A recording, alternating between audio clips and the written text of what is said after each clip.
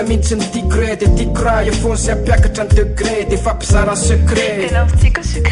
oh ye kenitsoraka mora porkena de rancomparen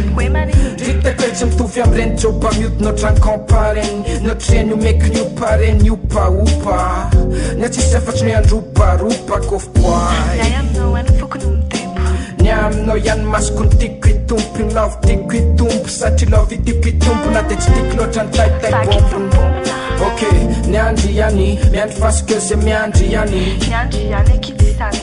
tsisy masolo anao ianao ihany masalama mame afananany eo anilanao afanama eo akaikinao masalama kifeko zay kosmasy isy miodina any ambadika nikeko manodidina kokopoenao ihany reveko de ny akifeko tsy miafafara misy blème akinina tsisy blao am'izay voatazona tandema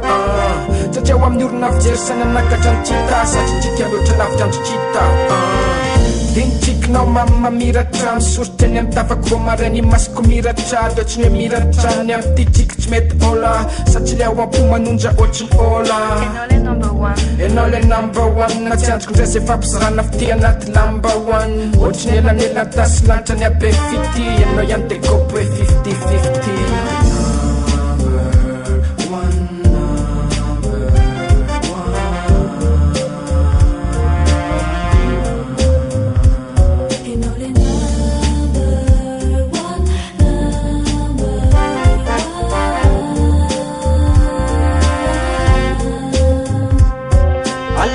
zakaizy inona kisiriny vaovao atrosaiza tsisy crety de zao vao point de miantso anao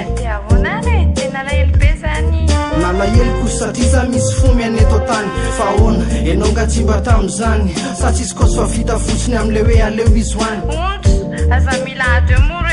tsy mila ady afater mba toro fitiavana atao fiainiko tsara satria ianao tsy tazana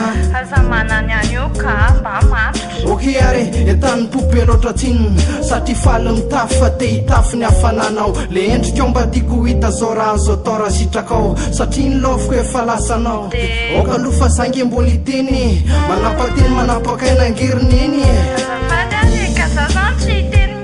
aveo enao mikosy fa mba ianoy aloha zay atao poko za malahelo manirery mitoloko nefa tsisy azoko atao satria ianao lavitra mifoko mitoboka mitepitepy miaya reo tampitampinao ilaiko mba androtsorotsy a sheria fa aizy anao io zao bosesy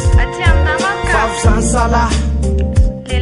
oele somba tsy rary ny fahony zany so de fikanao fisany fa ataoko many zamany ka ihany anarako rasany